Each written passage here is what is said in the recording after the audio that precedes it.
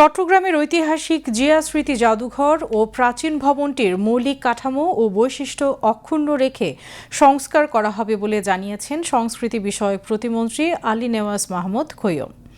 সকালে Chittagong circuit house সংলগ্ন জিয়া স্মৃতি জাদুঘর পরিদর্শন শেষে সাংবাদিকদের তিনি এই তথ্য জানান। প্রতিমন্ত্রী বলেন, জিয়া স্মৃতি জাদুঘর একটি প্রাচীন ভবন। সম্প্রতি ভূমিকম্পে ভবনটি ক্ষতিগ্রস্ত হয়েছে। তাই ভবনের ঐতিহাসিক ও মৌলিক বৈশিষ্ট্য অক্ষুণ্ণ রেখে প্রয়োজনীয় মেরামত ও সংস্কার করা হবে। সংস্কার কাজ শেষ হলে পুনরায় জনসাধারণের জন্য জাদুঘরটি খুলে দেওয়া হবে। তিনি বলেন, আগামী ১.৫ মাসের মধ্যে জিয়া স্মৃতি জাদুঘরের সংস্কার কাজ শুরু হবে। এর আগে প্রতিমন্ত্রী জিয়া স্মৃতি জাদুঘরের প্রথম ও দ্বিতীয় তলার ১৭টি গ্যালারির প্রতিটি কক্ষ ঘুরে দেখেন এবং ভবনের বিভিন্ন অংশের বর্তমান অবস্থা পর্যবেক্ষণ করেন।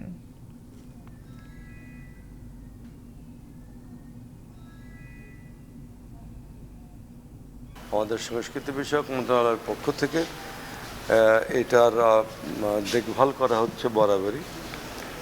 বেশ কিছুদিন আগে এখানে একটা ভূমিকম্প হয়, সেই ভূমিকম্পের কারণে এই ভবনের বেশ কিছু ক্ষতি হয়েছে। ওই ক্ষতি হওয়ার কারণে এখানে বিশেষজ্ঞ যারা আছেন তাদের পরামর্শেই এখানে আপাতত এটার প্রদর্শনী বন্ধ আছে আর কি। সুতরাং আমরা চাচ্ছি এই বিল্ডিংটাকে যেন কোনো প্রকারে আমরা এটা মেরামত করতে চাচ্ছি না। এটাও একটা পুরনো প্রত্নতাত্ত্বিক একটা প্রতিষ্ঠান হিসাবেই এটাকে আমরা দেখছি। সে কারণে এর মৌলিক যে সমস্ত কাঠামো ছিল বা গঠন প্রণালী ছিল, গঠন প্রক্রিয়া ছিল, সেই মৌলিকত্বকে আমরা এখানে সংরক্ষণ করার চেষ্টা করছি।